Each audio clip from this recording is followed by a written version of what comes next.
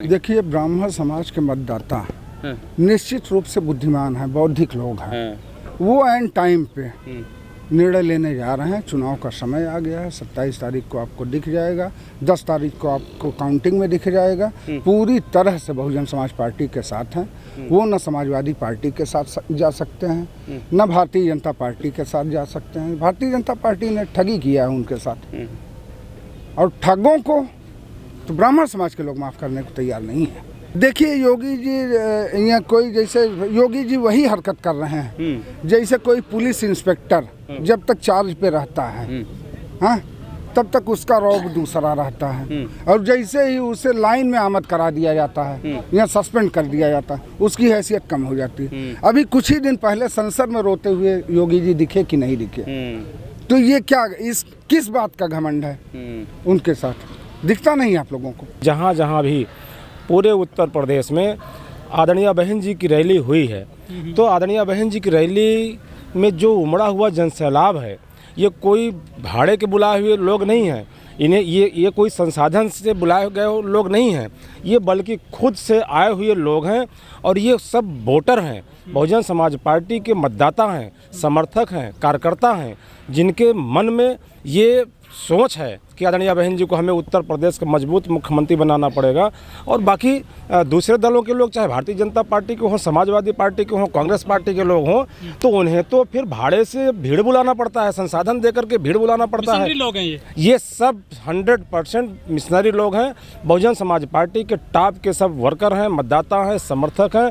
आदरणीय बहन जी में अपना भविष्य देखने वाले लोग हैं, और आदरणीय बहन जी को उत्तर प्रदेश का 5वीं बार मजबूत मुख्यमंत्री बना के ही दम लेंगे। बाबा साहब के मान सम्मान से सबसे ज़्यादा अगर खिलवाड़ किसी ने किया है तो समाजवादी पार्टी, भारतीय जनता पार्टी, कांग्रेस के लोगों ने किया है। बाबा साहब के मिशन मूवमेंट को नुकसान पहुंचाने वाले लोग ये कहते हैं कि बाबा साहब के मिशन मूवमेंट को आगे बढ़ाएंगे।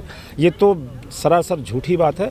और निश्चित रूप से इस चीज़ को पूरे उत्तर प्रदेश की जनता जानती है कि बाबा साहब अम्बेडकर के मिशन मूवमेंट को, उनके त्याग तपस्या को उन साकार करने वाली कौन सी पार्टी है, कौन से नेता है, ये सब लोग जानते हैं। तो इनके चक्कर में कोई नहीं फंसने वाला। जो ये बात कह रहे हैं बहुजन समाज पार्टी से जा कर के, दूसरे दलों में जा कर के जो ये बात कह रहे हैं, वो खुद फंसे हुए लोग हैं।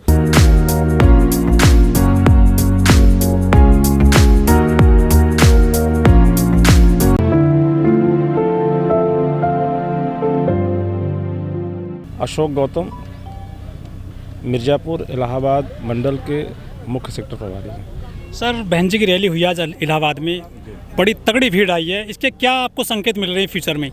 नहीं, फ्यूचर में संकेत नहीं, बल्कि ये तो तय हो गया कि 10 मार्च को उत्तर प्रदेश में बहुजन समाज पार्टी की राष्ट्रीय अध्यक्ष आदरणीय बहन कुमारी मायावती जी मजबूत मुख्यमंत्री बनने जा रही हैं, पूर्ण बहुमत की मुख्यमंत्री बनने जा रही हैं। लेकिन सर, जो मेन स्ट्रीम मीडिया है हमारे देश का, अखबार हैं, टेलीविज़न हैं या पत्रिकाएं हैं, वहाँ बहन जी को एक तो दिखाया नहीं जाता उस तरीके से जिस तरह से रैली होती हैं, और उस पर जगह नहीं मिलती है मीडिया में और पेज पर भी। अखबार के फ्रंट पेज पे, थर्ड पेज पे कुछ 2 कॉलम की खबर होती है, सिंगल कॉलम खबर होती है, फोटो नहीं होता उसमें भी प्रोग्राम का। ऐसा क्यों होता है?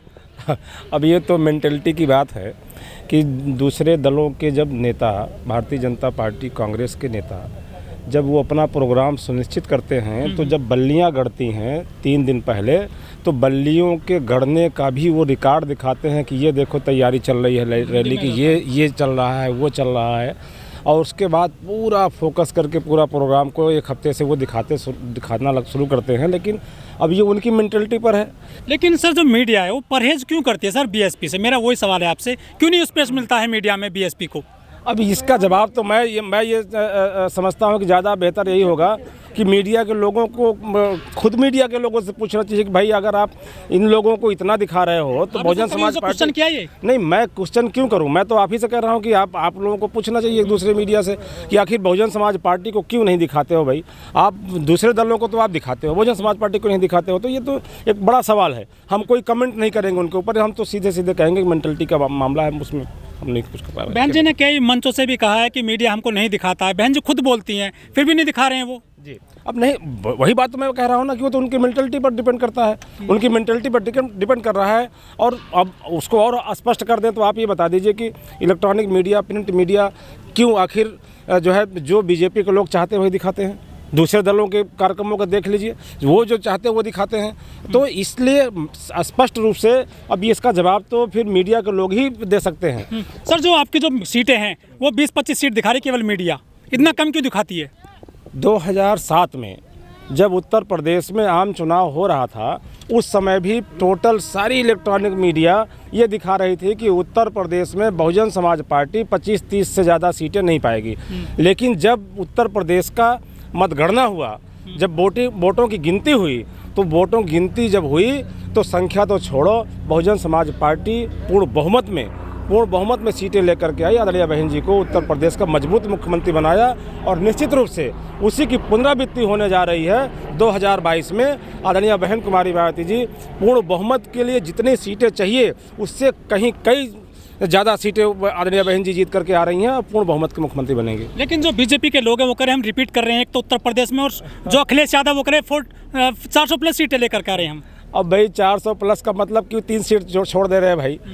300 सीट क्यों 3 सीट क्यों छोड़ दे रहे हैं? 403 बोलना चाहिए। तो ये तो अब उनकी जुबान है, वो उसका जवाब देंगे। लेकिन अब हम तो ये कह रहे हैं कि हमारी नेता आदरणीय बहन जी पूर्ण बहुमत की सरकार बनाने जा रही हैं, पूर्ण बहुमत के मुख्यमंत्री बनेंगी। कुछ लोग कह रहे हैं कि बहन जी कुछ लेट हो गई हैं इस बार चुनाव में। आदरणीय बहन जी लेट नहीं होती हैं।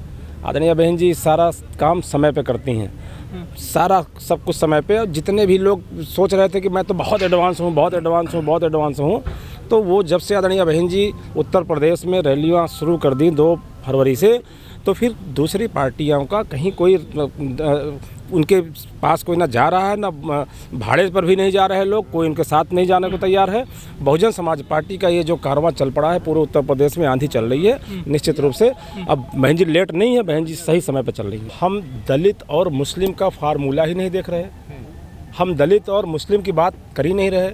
हम तो उत्तर प्रदेश में सभी जाति धर्म मजहब के लोगों को साथ में लेकर चल रहे हैं। सभी जाति धर्म मजहब के लोग बहुजन समाज पार्टी के साथ में हैं।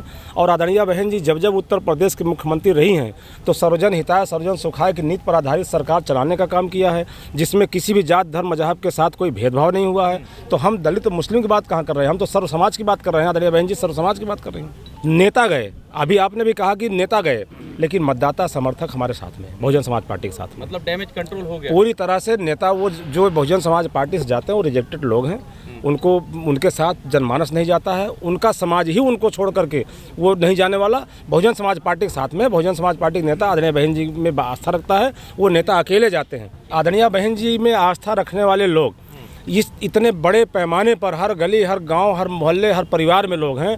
आदरणीय बहन जी को सुनने के लिए, आदरणीय बहन जी को देखने के लिए ये अपने संसाधनों से, अपनी व्यवस्था से ये आए हुए लोग हैं, कोई बुलाए हुए लोग नहीं हैं। और जब सैलाब उमड़ पड़ा है तो अब उसमें FIR जिला अध्यक्ष के ऊपर करा दें, कोऑर्डिनेटर के ऊपर करा दें, तो उसमें हम क्या कर सकते हैं? ये तो आदरणीय बहन जी में आस्था रखने वाले लोग हैं, इनको ना प्रशासन रोक सकता है ना हम रोक सकते हैं।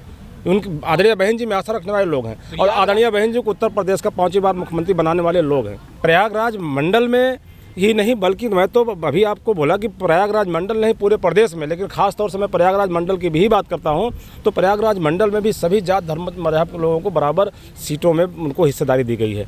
सभी जात धर्म मजहब के लोगों को सीटों में हिस्सेदारी दी गई है और निश्चित रूप से सभी जात धर्म मजहब के लोग बहुजन समाज पार्टी के प्रत्याशियों के साथ में सब लोग लग करके उनको जिताने में लगे हुए हैं। और यहाँ प्रयागराज मंडल की 28 के 2800 सीट बहुजन समाज पार्टी के प्रत्याशी निश्चित रूप से जीतने जा रहे हैं। आप बताइए, बिकरू हत्याकांड हुआ, हाँ, किस आतंकवादी का काउंटर पकड़ने के बाद कर दिया गया? इस देश में संविधान को प्राथमिकता दी गई है कि नहीं? बाबा साहब का संविधान लागू है कि नहीं है?